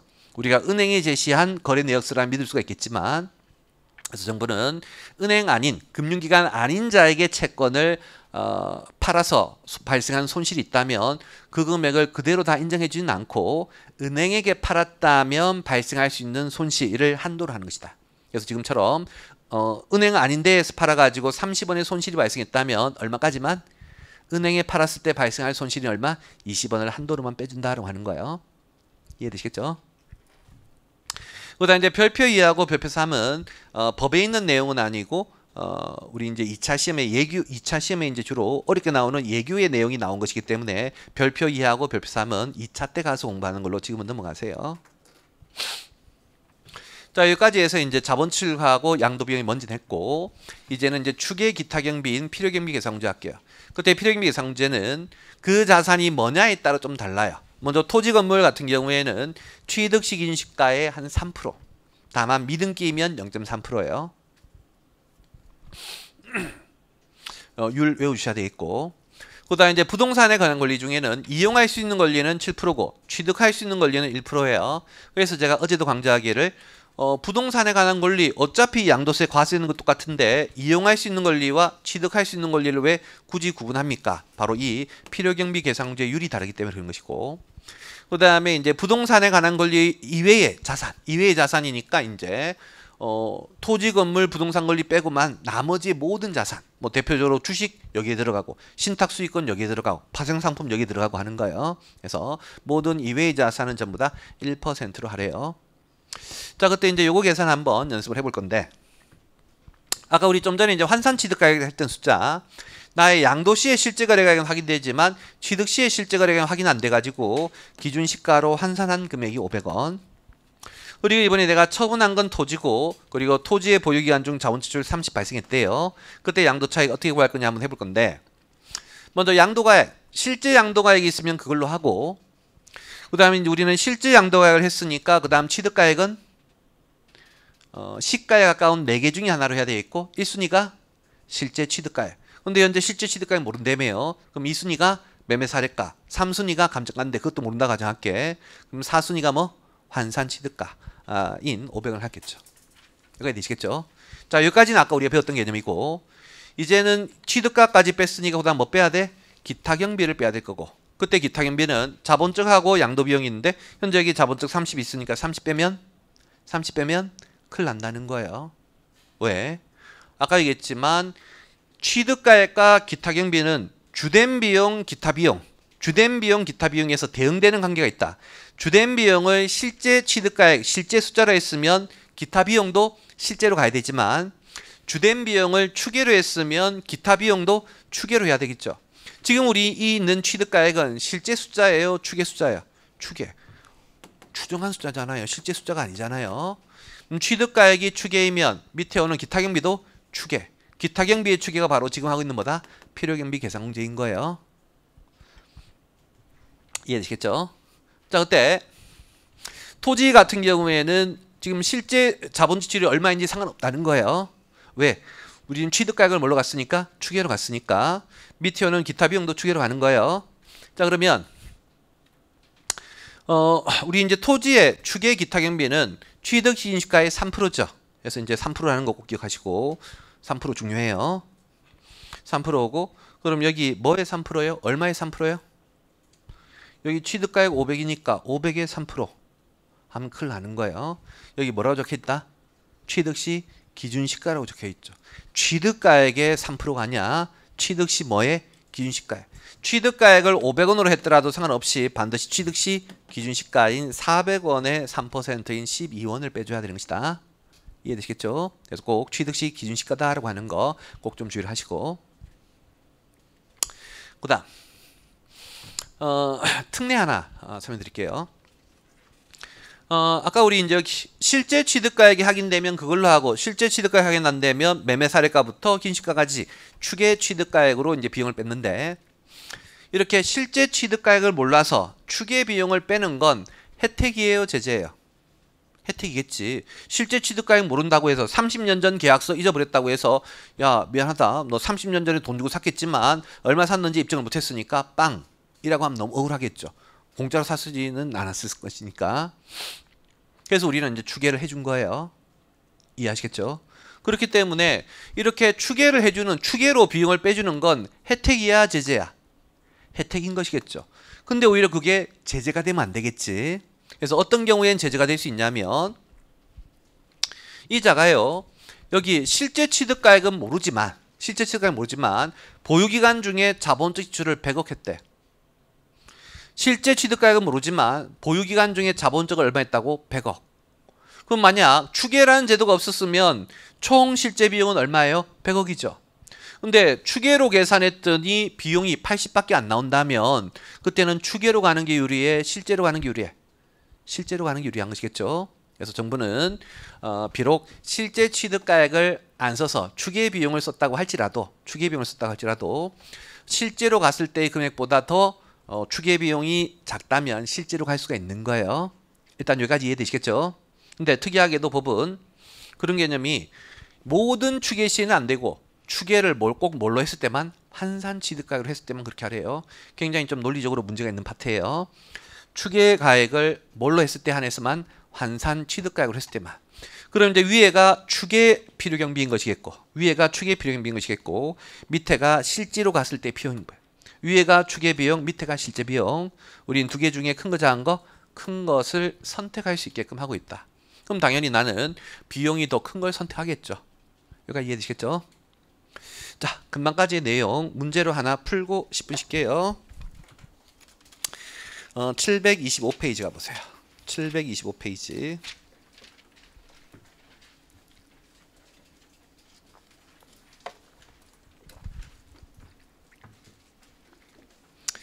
자, 예제 10-2번. 다음 자료는 K씨가 해당 연도에 양도한 자산의 내역이고, 양도자가 신고하거나 정부가 결정을 할 때 자산별 양도 차액을 구하고, 단 양도 차액을 최소화하는 방향으로 필요 경비를 선택한다. 자, 참고로 필요 경비를 선택할 수 있는 게 딱 언제예요? 환산 취득가액 정했을 때. 그래서 환산 취득가액 했을 때는 총 추계 비용과 총 실제 비용을 비교해서 두 개 중에 큰 비용을 선택할 수 있다를 묻는 내용이에요. 자, 먼저 토지 A의 이제 양도 차익을 구해볼 건데, 자, 제일 먼저 양도 차익 구할 때는 뭐를 먼저 정한다? 양도가액을 먼저 정해요. 양도가액. 그래서 거기 있는 자료 중에 갈로 5번 양도 당시를 먼저 보신다. 자, 토지의 양도가액을 봤더니 제일 먼저 실거래가액이 있죠. 그럼 무조건 그걸로 가는 거예요. 그래서 토지에는 양도가액이 2억 3천. 자, 이제 양도가액이 결정이 되면 이제 그 다음 뭘 결정해? 취득가액이고, 취득가액을 어떻게 결정해? 양도가액을 실지 시가에 가까운 3개 중에 하나로 했으면 취득가액도 시가에 가까운 몇 개 중에 하나? 4개 중에 하나가 돼줘야 되겠죠. 이해되시겠어요? 그래서 이제 취득가액 봤더니 취득가액의 첫 번째가 실제 거래가액에서 시가의 1순위가 있죠. 그러면 이제 그거 그대로 하시면 되겠고, 요게 이제 양도가, 취득가, 그 다음에가 이제 기타 경비인데, 다시 이제 우리는 기타 경비를 뭘 쓸 거냐를 먼저 정하고 해야 되는 것이다. 현재 우리 취득가액을 실지했어, 추계했어? 실지. 그럼 기타 경비도 실지인 실제 자본적 실제 양도 비용으로 가야 돼요. 뒷페이지에 보시면 실제 자본적하고 양도 비용이 950이다 라고 되어 있죠. 그래서 그 950을 빼서 최종적인 양도 차익은 30.5다. 이렇게 계산하고, 그 다음 그 옆에 있는 토지 B를 해보면, 앞에 이제 돌아와서, 자, 토지 B 보시면 위에 하나 주의할 게 미등기 자산이라는 거 하나 좀 미리 주의하시고, 먼저 양도가액부터 정한다. 밑에 양도 당시를 봤더니 실제 거래가액이 없죠. 그럼 뭘 쓴다? 우리 양도 시에 실제가 없으면 그 다음 뭘 쓴다? 매매사례가. 매매사례가가 있으니까 그걸 써야 되겠고, 우리가 매매사례가 썼다고 해서 취득가액도 매매사례가 오는 거 아닌 거예요. 우리는 양도시의 시가에 근접하는 3개 중에 하나를 쓴 것이니까 취득가액은 시가에 근접하는 4개 중에 하나를 하는 것이고, 4개의 첫 번째가 뭐예요? 실제거래가액. 근데 실제거래가액이 있어 없어? 없으니까 그 다음 뭐 쓴다? 매매사례가. 그래서 매매사례가 2억 5천. 근데 복습하실 때 이렇게 생각하시면 안 돼. 양도가가 매매사례가니까 취득가액도 매매사례가 그거 아니야? 자, 그 다음에 이제 취득가액을 우리는 매매사례가를 썼네요. 그럼 기타경비는 뭐 써요? 기타경비는 뭐 써요? 추계, 계산공제를 쓰는 것이다. 계산공제. 이해되시겠죠? 뒷페이지에 보시면 실제 자본적 실제 양도 비용이 제시되더라도 그걸 쓰면 안 된다는 거예요. 계산공제로 가져야 되겠고, 자, 그때 계산공제율을 먼저 판정할 것인데, 그때 계산공제율은 토지면 몇 프로예요? 원칙은 3%이지만 미등기일 때만큼은 제재의 컨셉으로 0.3%. 이거 이해되시죠? 그럼 그때 앞에 오는 숫자는 뭐예요? 취득가액이에요? 기준시가예요? 취득시 기준시가. 그래서 거기 취득시 기준시가가 1억 8천이고 거기에 0.3% 하니까 0.54가 되어서 199.46 이렇게 계산. 그 다음에는 이제 아파트 분양권 C로 갈게요. 자, 제일 먼저는 양도가액을 구할 건데, 밑에 봤더니 양도 당시에는 실제 거래가액이 없죠. 대신에 매매사례가액이 있으니까 그걸로 가면 될 것이고, 자, 이제 우리 양도가액을 시가에 가까운 3개 중에 하나로 했잖아요. 그럼 취득가액은 시가에 가까운 몇 개 중에 하나? 4개 중에 하나가 되겠고, 4개의 첫 번째가 뭐? 실거래가. 없죠. 그 다음에 두 번째 매매사례가? 없죠. 세 번째 감정가? 없죠. 그럼 네 번째 기준시가로 가요. 아니야. 네 번째는 뭐다? 환산취득가액이에요. 네 번째는 뭐다? 환산취득가액. 그래서 환산취득가액을 가셔야 되겠고, 환산취득가액은 양도가액을 기준시가 비율로 기준시가 비율을 곱해서 취득가액을 구하는 것이죠. 그때 이제 기준시가 비율 봤더니 양도 당시에 지금의 기준시가는 1억 8천인데 취득 시의 기준시가는 1억 3,500이죠. 됐어요?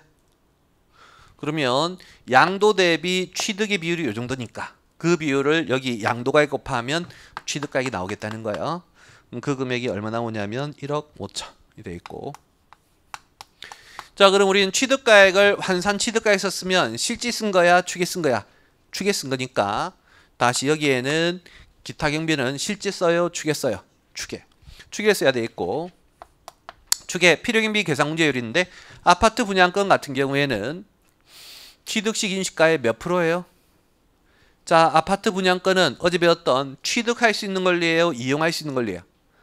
취득할 수 있는 권리예요. 이용할 수 있는 권리라면 7%이지만 취득할 수 있는 권리라면 1%다. 1% 계산 문제율이. 그리고 취득 시 기준시가는 1억 3,500이 되겠죠.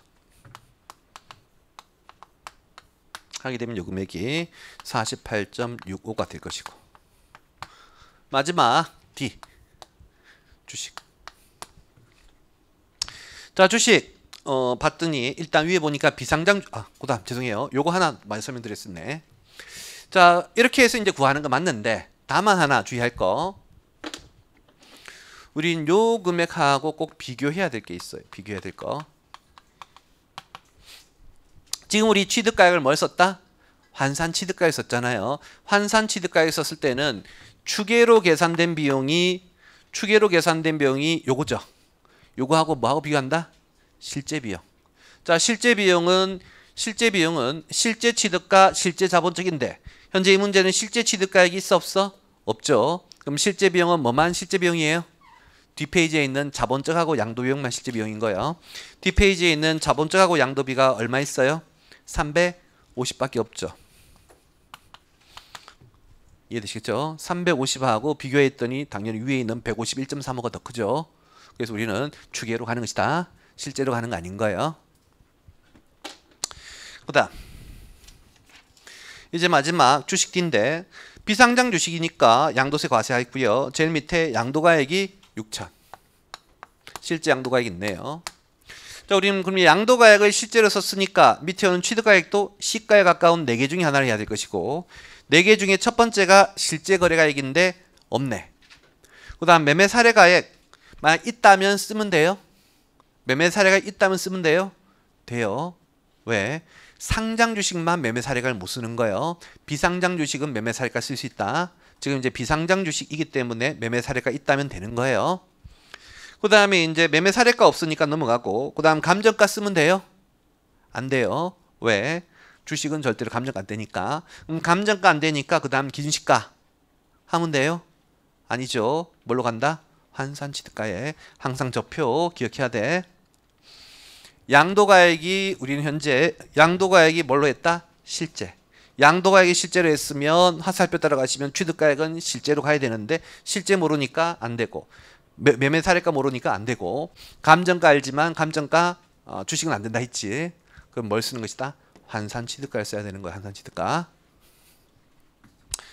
자, 환산취득가액은 양도가액 곱하기 양도식인시가 제일 밑에 보시면 5천, 취득식인시가 2천, 양도 대비 취득 시점의 비율이 40%니까 그 40% 곱하면 2,400이 될 것이고 다시 취득가액을 환산 추계로 했으니까 기타 경비도 추계로 가야 될 것이고 기타 경비율은 몇 프로? 토지 건물 그리고 부동산 이용할 수 있는 권리 아니면 전부 다 1%, 토지 건물 3%, 이용할 수 있는 권리 7%, 이외의 자산 전부 다 1%. 그리고 그 1%는 뭐의 1%? 취득 시 기준시가 2천의 1%고 이렇게 해서 0.2. 그리고 다시 꼭 이렇게 환산 취득가액을 했을 때는 그 환산 취득하고 뭐하고 비교해야 된다? 실제 비용. 그때 실제 비용은 현재 실제 취득가 없으니까 뒷페이지에 있는 실제 자본적하고 양도 비용 얼마 있어요? 180. 찾았어요? 비교했더니 위에 게 더 크다는 거 아시겠죠? 그럼 우리는 그대로 위로 가게 될 것이고 그러면 35.8 이렇게 계산이 되겠네요. 이해되시죠? 10분 쉬었다가 이어서 할게요.